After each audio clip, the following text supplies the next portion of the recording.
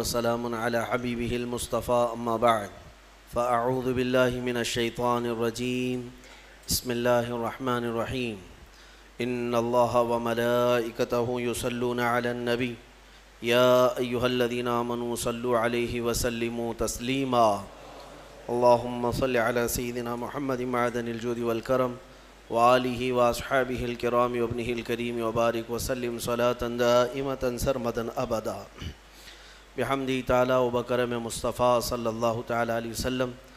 آج کی شب میں قرآن عظیم کے 22 پارے مکمل ہو چکے ہیں۔ اللہ عز و جل بقیہ قرآن عظیم کو صحیح تجوید سے پڑھنے اور آپ سب کو سماعت کرنے کی توفیق عطا فرمائے۔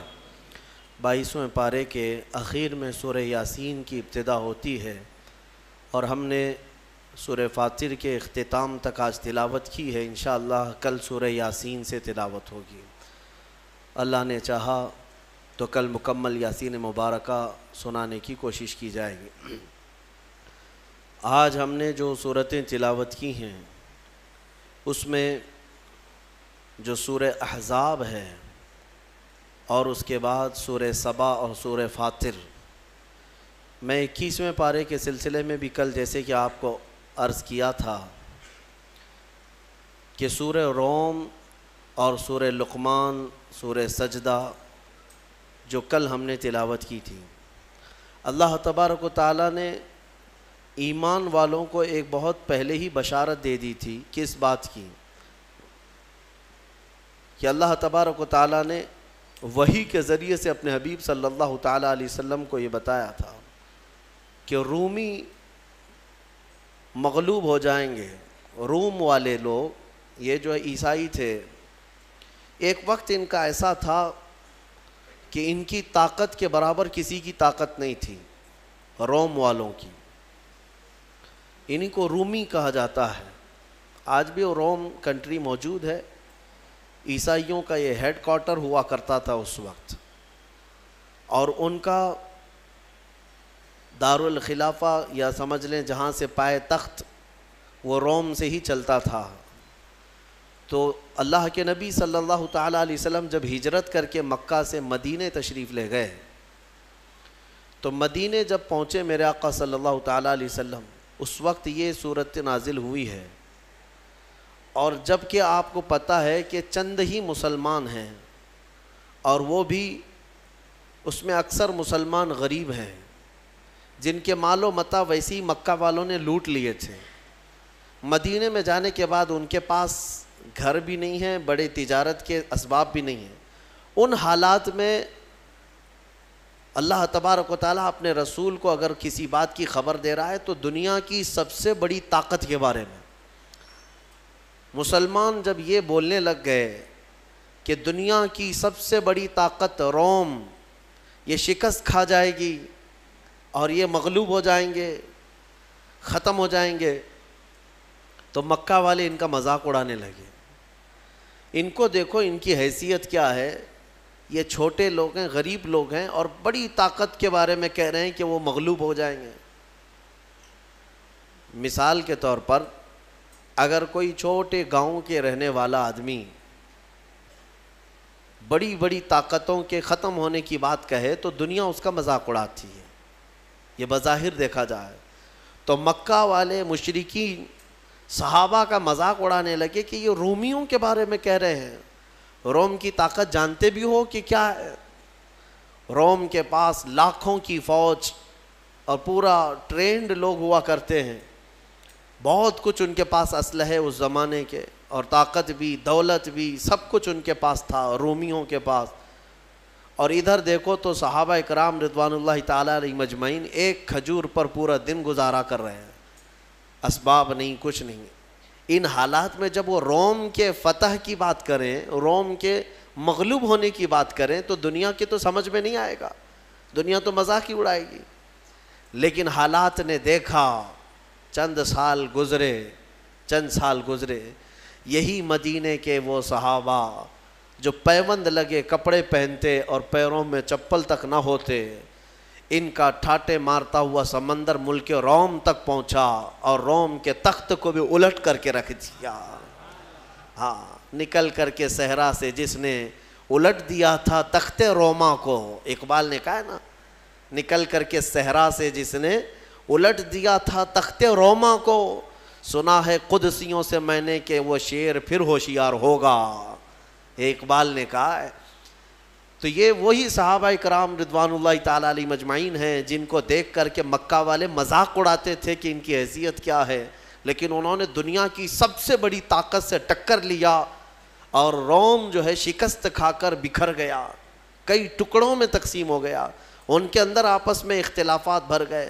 روم کی شکست ہوئی, اس کے بعد پھر ایران کی بھی شکست ہوئی. دو بڑی سپر پاور طاقتیں اس زمانے کی, ایک روم اور ایک ایران.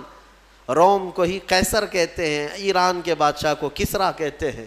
قیصر اور کسرا اگر کہیں ٹوٹ کر کے گرے ہیں تو وہ محمد کے غلاموں کے قدموں میں گرے ہیں صلی اللہ تعالیٰ علیہ وآلہ وصحبہ وسلم. میرے عزیزو, یہ وہی صحابہ تھے جن کے بارے میں اقبال نے کہا تھا کہ کچھ بات تو ہے کہ مٹتی نہیں ہستی ہماری, صدیوں رہا ہے دشمن دور زماں ہمارا. اور پھر اقبال نے انہی کے لیے کہا تھا کہ تھمتا نہ تھا کسی سے سیل رواں ہمارا, کوئی روک نہیں پاتا تھا اس طوفان کو جو مدینے سے نکلا تھا. سارے خس و خاشاک بہا لے جائے, سارے ملک جو ہے ان کے زیر نگی ہو جائیں. پھر اچانک یہ زمانہ آیا کہ وہ سیلاب رک سا گیا ہے. ہاں, اس کو کسی نے بند باندھ دیا ہے, ایسا لگتا ہے جیسے فالج ہو گیا. ہاں, ایسا لگتا ہے جیسے کسی نے بہت تیز بریک لگا دیا. کون لگائے گا؟ خود ہی ہمارے اعمال ہیں. یہ ہمارے شامت اعمال کی وجہ ہے کہ ہمارے ٹائر چلنے سے اب رک چکے ہیں, قدم آگے بڑھنے سے اب رک چکے ہیں, جام ہو چکے ہیں.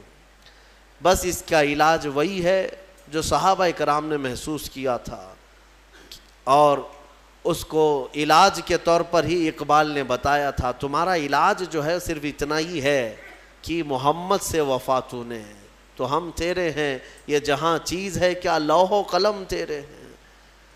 طریق مصطفیٰ کو چھوڑنا ہے وجہ بربادی, اسی سے قوم دنیا میں ہوئی ہے بے اقتدار اپنی.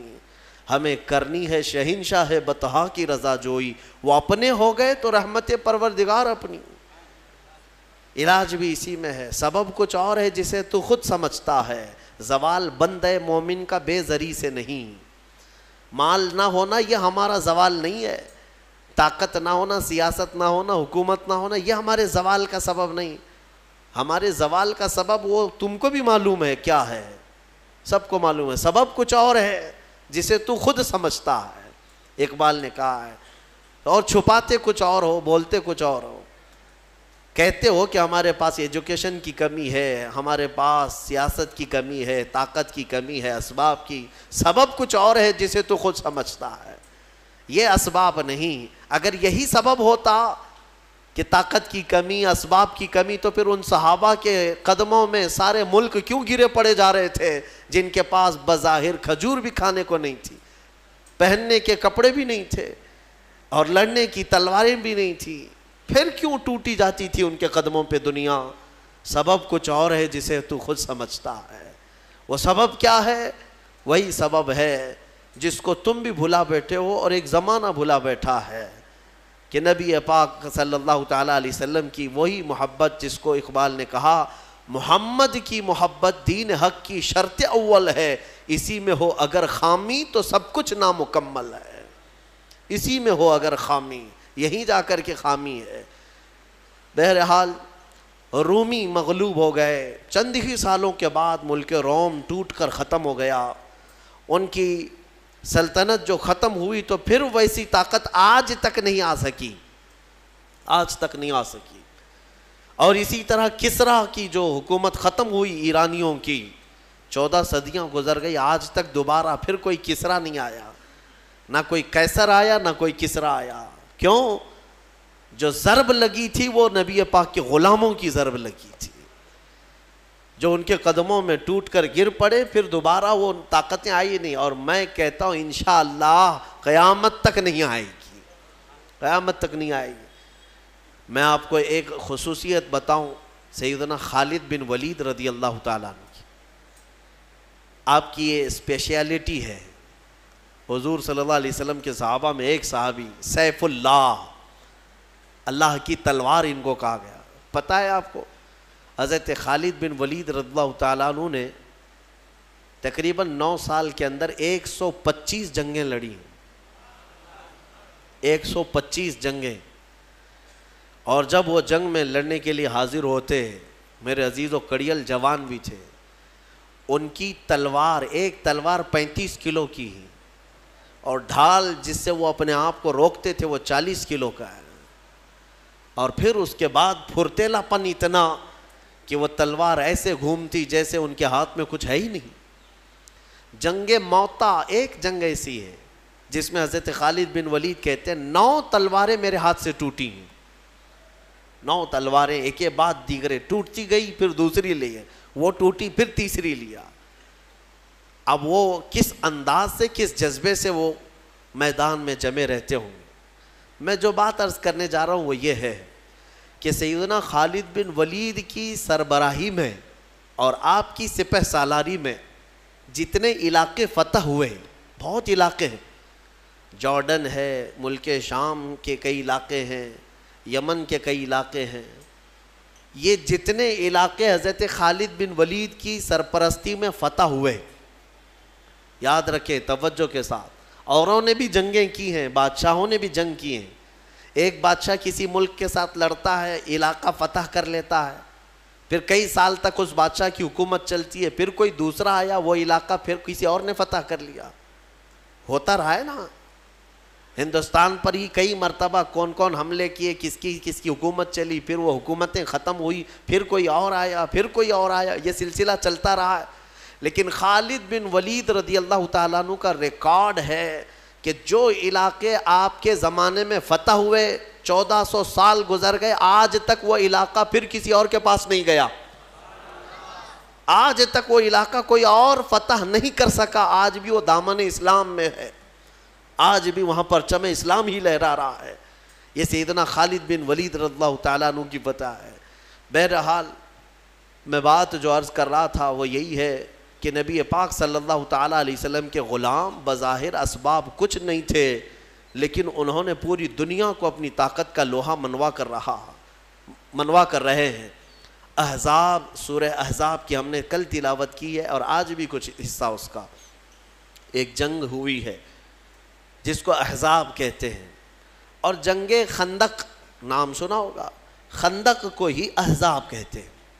جنگ خندق کا ہی نام جنگ احزاب بھی، غزوہ احزاب. یہ جنگ بڑی آزمائش کی تھی. بعض لوگوں کو ایسا لگتا ہے کہ جنگوں کا ذکر کیوں؟ میرے عزیزو، اگر میں جنگوں کا ذکر نہ کروں تو میرے نبی کی سیرت ہی کمپلیٹ نہیں ہوگی. کسی کو برا لگتا ہے تو مجھے کیا فرق پڑتا ہے؟ میرے دامن اسلام میں جو تاریخ ہے وہ بتا کر کے رہوں گا.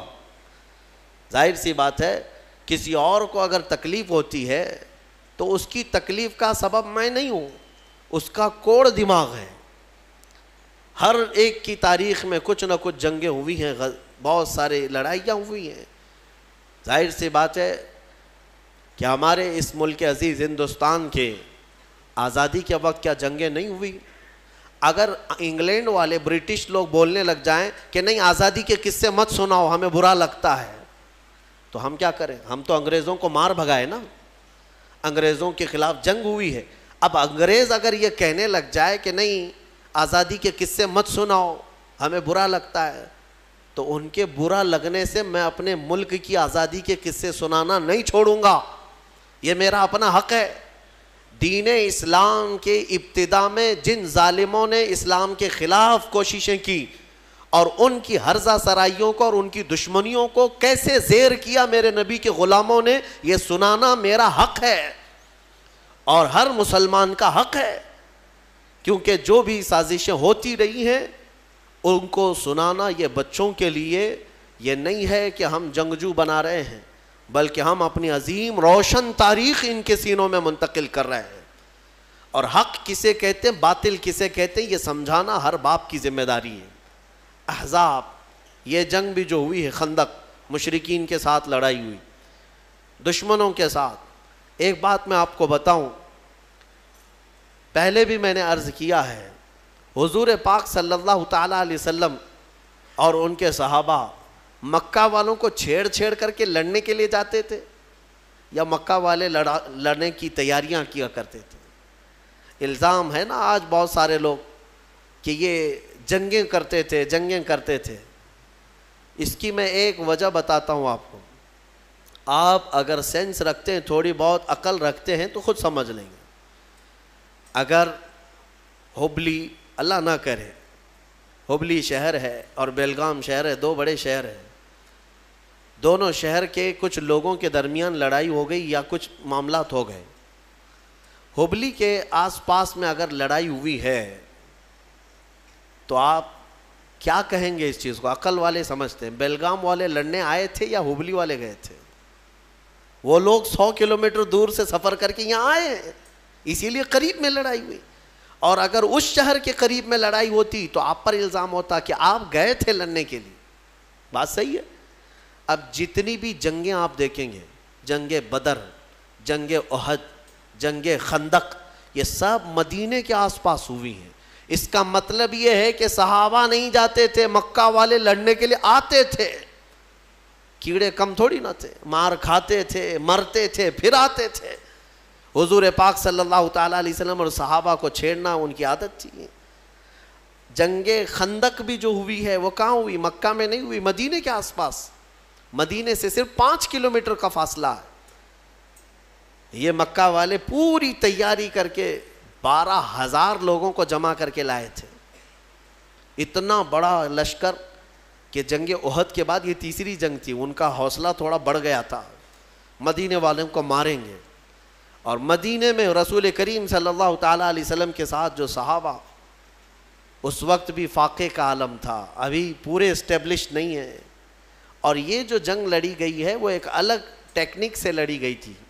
حضرت سلمان فارسی رضی اللہ تعالیٰ عنہ صحابی رسول، وہ فارس کے رہنے والے تھے. وہاں جو جنگیں لڑی جاتی تھی، 2 جماعتوں کے بیچ میں ایک گڑھا کھود دیا جاتا تھا، خندق.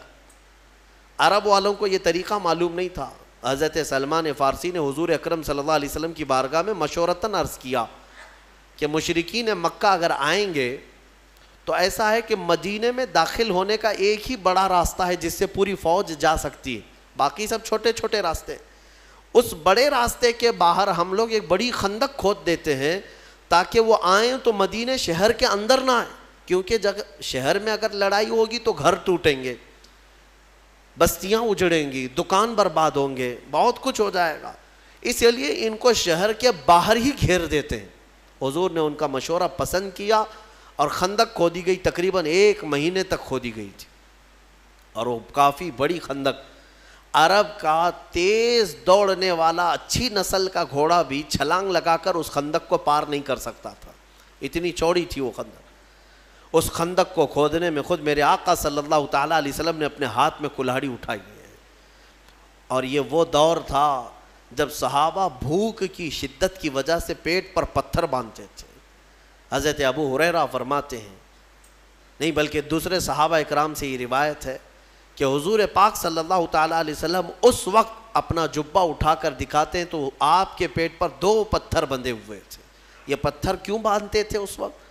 کہ مضبوط ایک کپڑے سے پتھر باندھ دیے جاتے تھے تاکہ بھوک پریشان نہ کرے. پیٹ اگر خالی چھوڑ دیا جائے تو بار بار بھوک لگتی ہے، اور اس پیٹ کو ٹائٹ باندھ دیا جائے تو بھوک کم لگتی ہے. یہ عربوں کا طریقہ تھا، پیٹ پر پٹا باندھ لیتے تھے. حضور اکرم صلی اللہ تعالیٰ علیہ وسلم اس وقت پتھر باندھے رہتے تھے کہ بھوک پریشان نہ کرے. اور خندق جو کھودی گئی ہے انہی فاقہ کشی کے عالم میں کھودی گئی ہے. پھر اس کے بعد مشرکین جب آئے تو وہ دیکھ کر کے حیرت میں رہ گئے، یہ کیا طریقہ ہے؟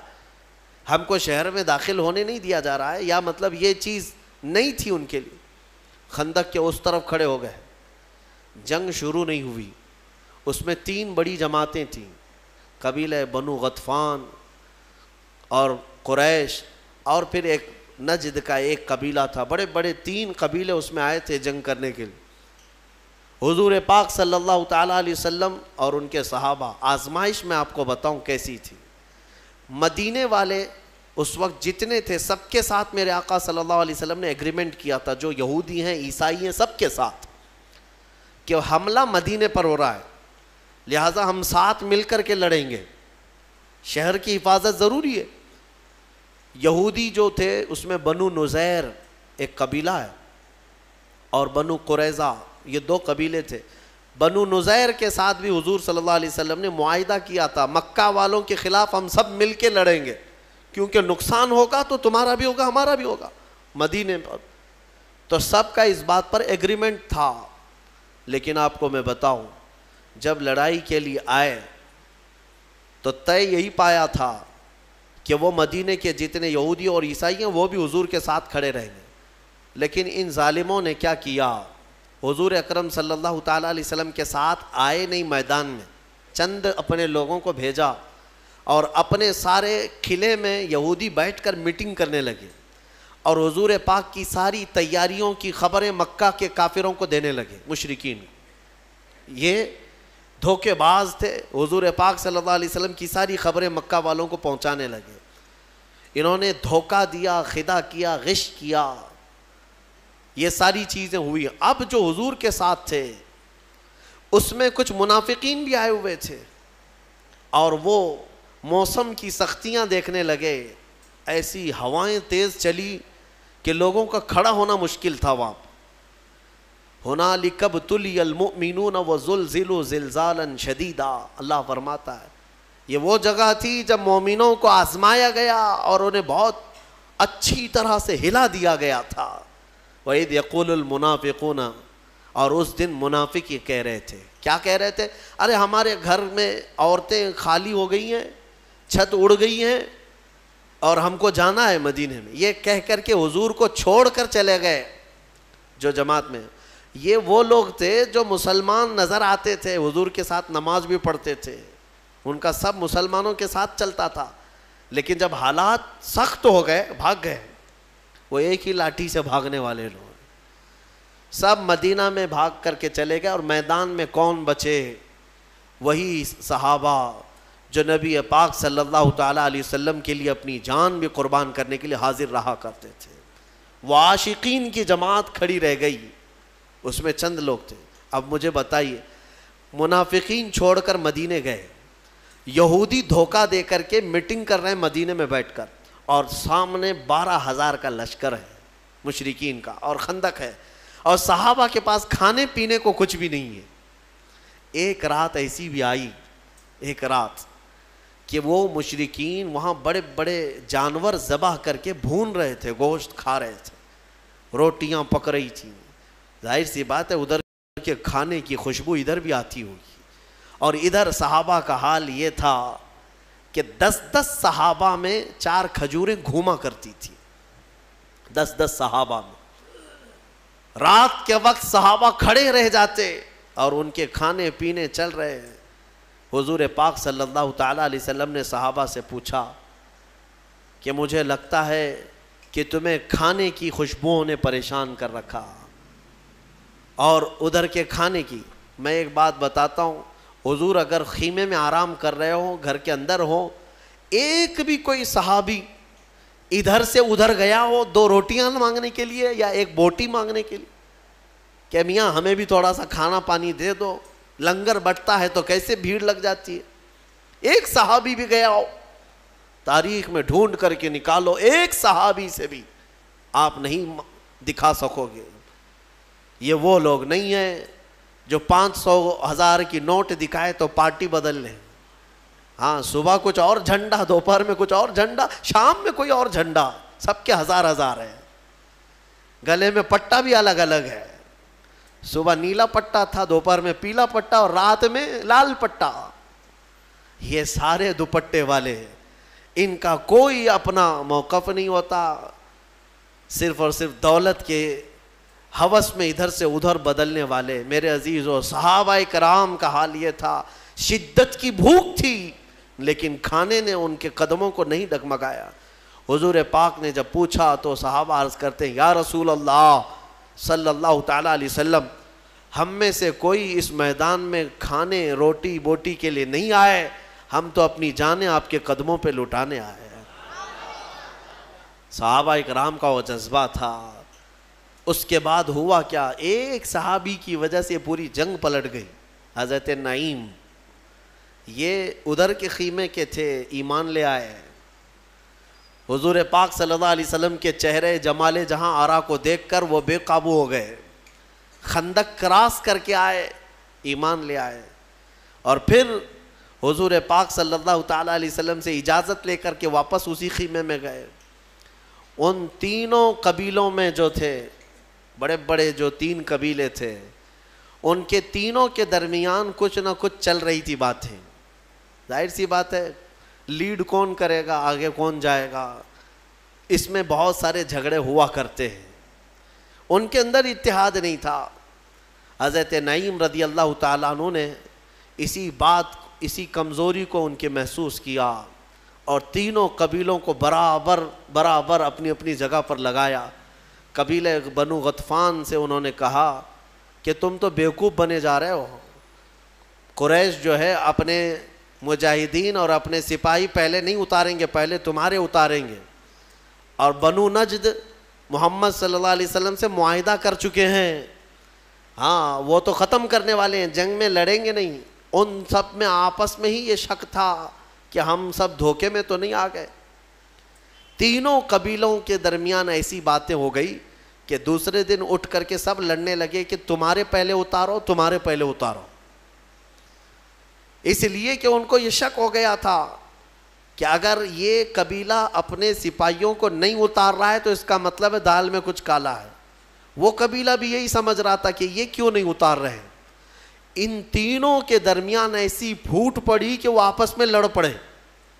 حضور پاک صلی اللہ تعالیٰ علیہ وسلم سے ابھی جنگ کی نوبت نہیں آئی تھی. اچھا ایک بات اور بتا دوں، یہ جنگ ہونے سے ایک رات پہلے ادھر سے تینوں قبیلوں کے ایک سردار آئے حضور صلی اللہ علیہ وسلم کے پاس، کہا کہ ہم صلح کر لیں گے آپ سے، جنگ نہیں کریں گے، لیکن صلح اس بات پر ہوگی کہ مدینہ طیبہ کی جو کھجوریں سال بھر میں نکلتی ہیں وہ آدھی کھجوریں ہر سال پوری ہمیں دے دی جائیں گی بغیر معاوضے کے. یہ ٹیکس ہے، یہ صلح نامہ ہے.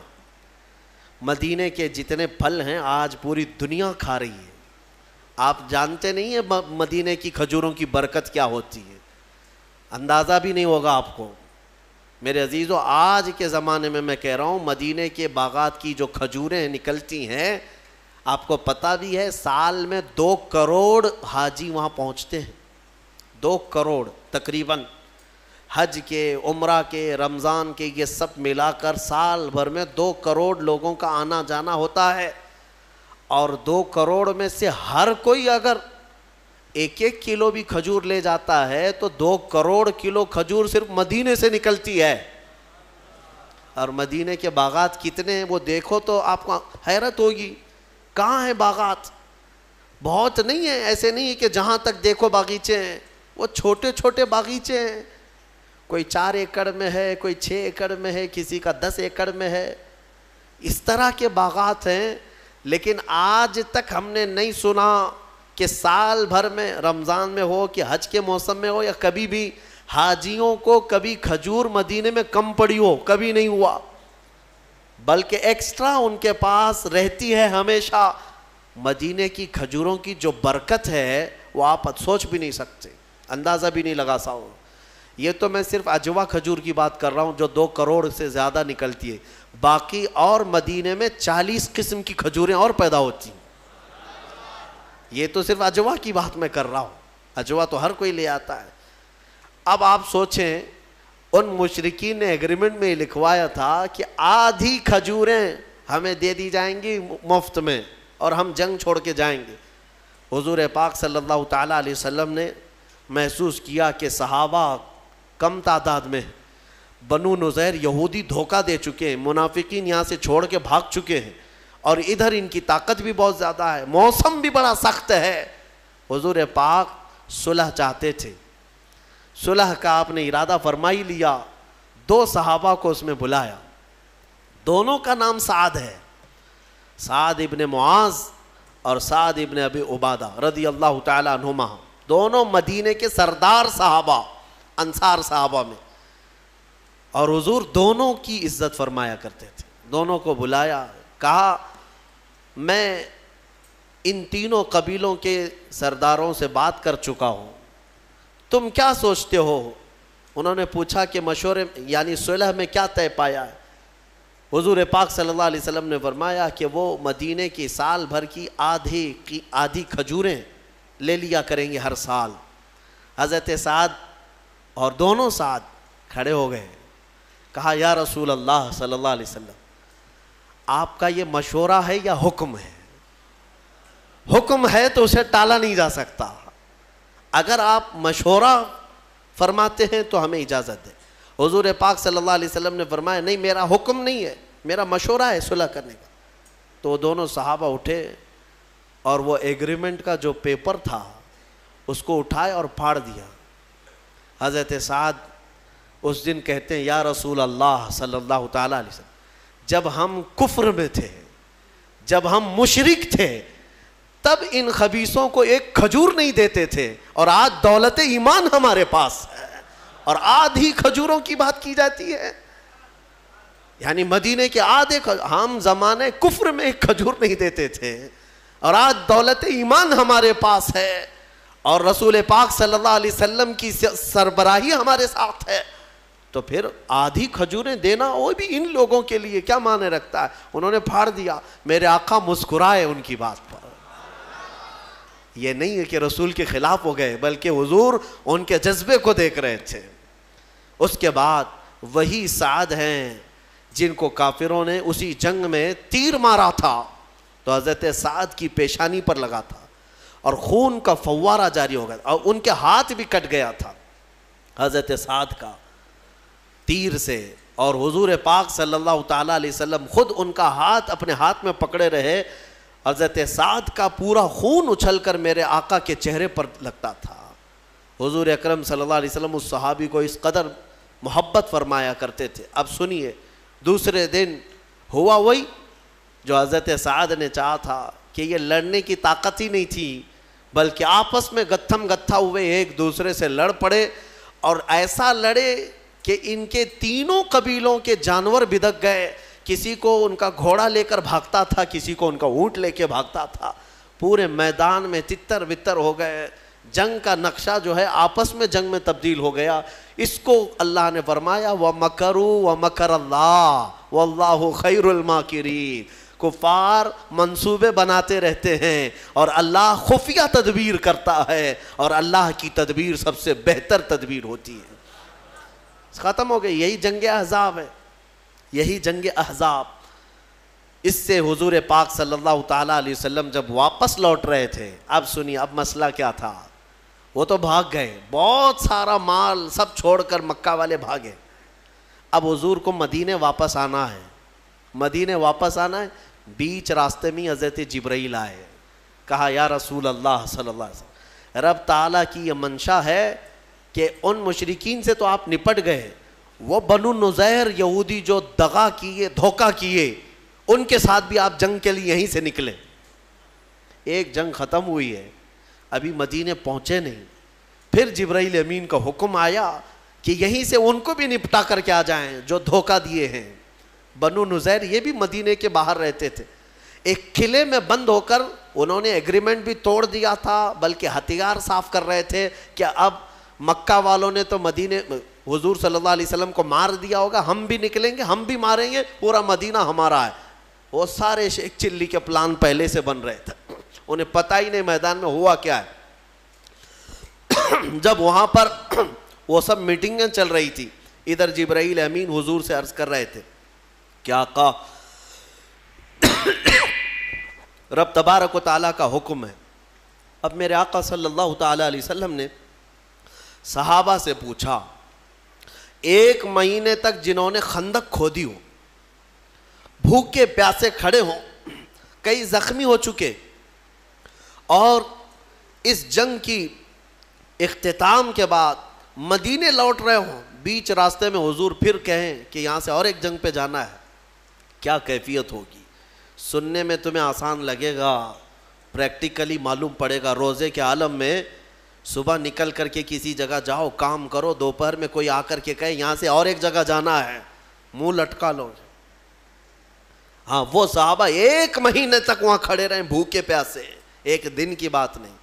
جنگ میں بیچ راستے میں حضور پاک نے پوچھا صحابہ سے کہ میرے صحابہ، جبرائیل آئے اور مجھے اللہ تعالیٰ کا یہ پیغام سنا ہے کہ یہاں سے بنو نذیر کے خلاف جنگ کے لیے ہمیں نکلنا ہے، جنہوں نے دھوکہ دیا ہے مدینے والوں کو، تمہارا کیا خیال ہے؟ صحابہ نے یہ کہا کہ مرہم پٹی کر لیں گے، کھانا پانی پی کر کے کھا کے آئیں گے، بیویوں سے بات کر کے آ جائیں گے، گھر بار دیکھ کے آئیں گے. مہینہ بھر ہوا.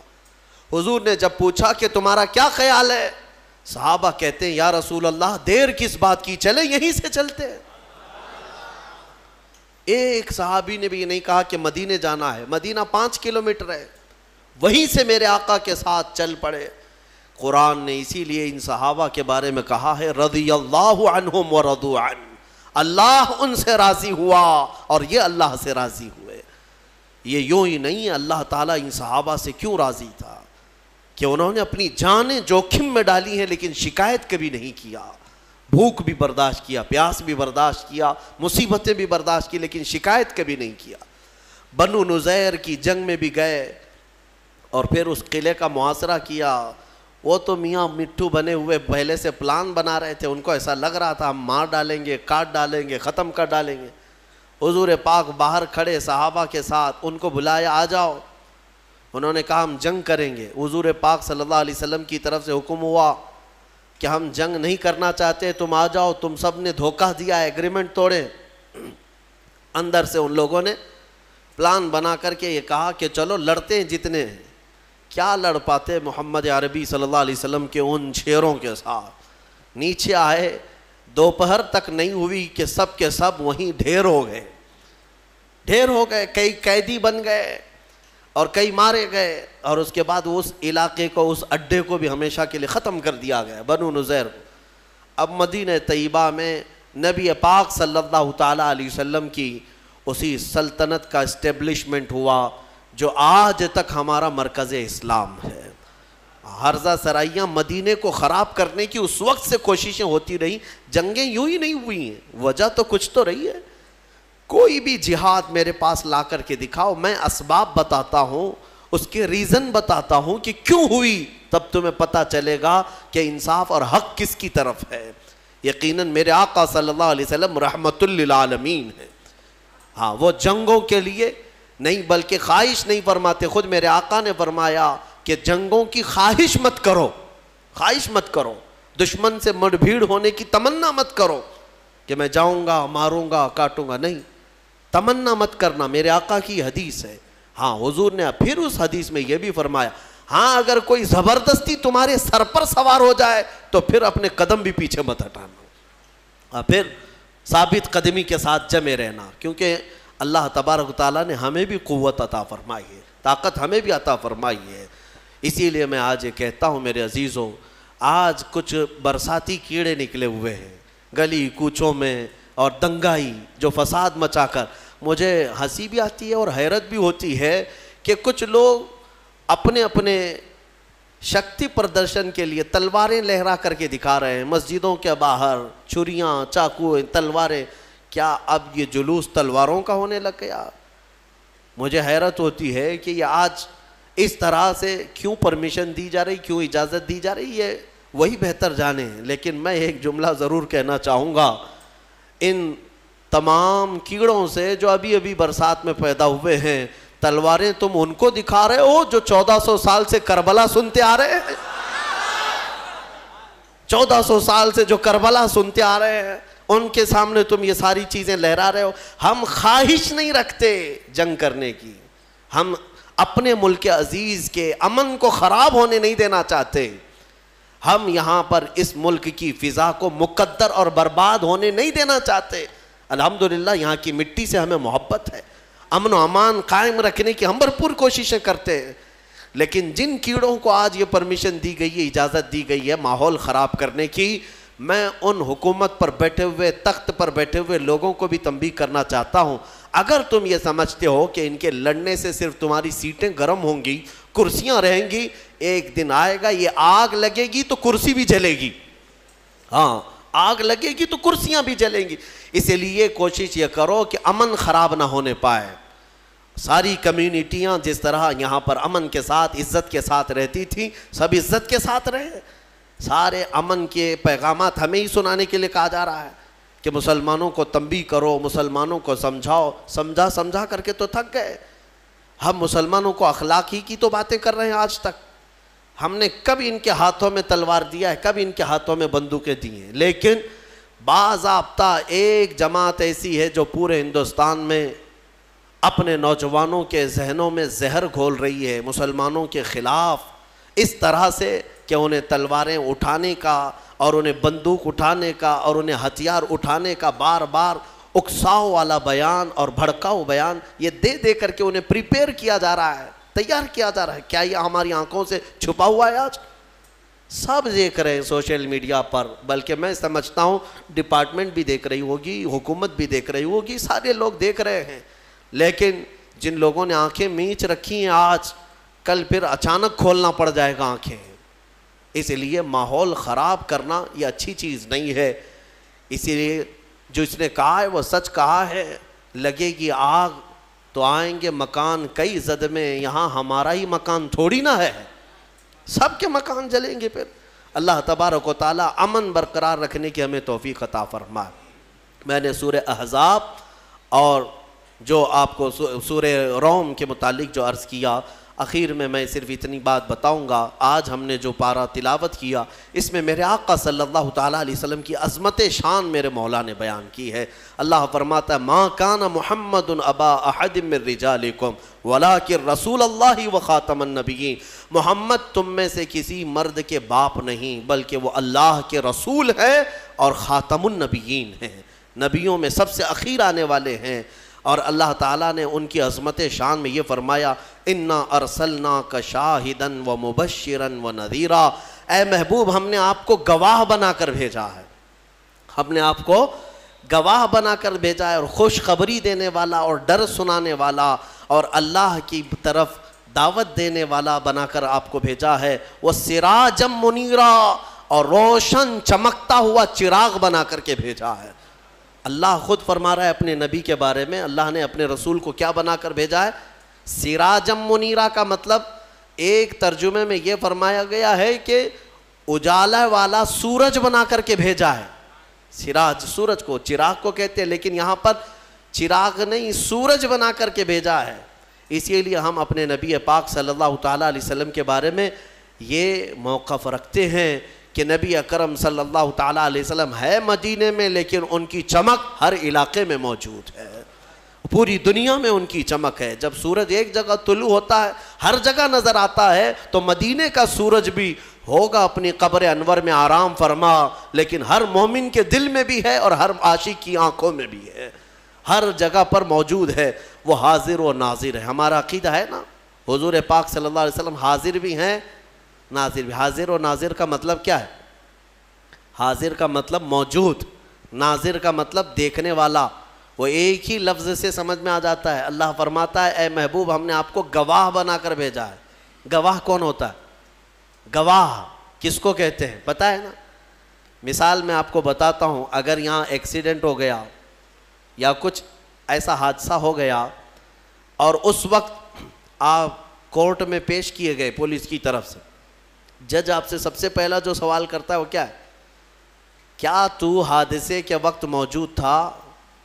اگر آپ کہیں گے نہیں تھا تو کیا تمہاری گواہی تم کو وٹنس بنایا جا سکتا ہے، ساکشی ہو سکتے ہو؟ نہیں. جج کہے گا وہاں نہیں تھے تو پھر یہاں کیوں آئے؟ دوسرا سوال جج کا یہی ہوتا ہے جب یہ حادثہ ہوا کیا تو اپنی آنکھوں سے دیکھا ہے؟ آئی وٹنس اس کو کہتے ہیں. گواہ کا اس جگہ پر ہونا بھی ضروری ہے اور دیکھنا بھی ضروری ہے، تب جا کر کے اس کی گواہی قبول ہوگی. اب حضور گواہ ہیں تو کس کے گواہ ہیں؟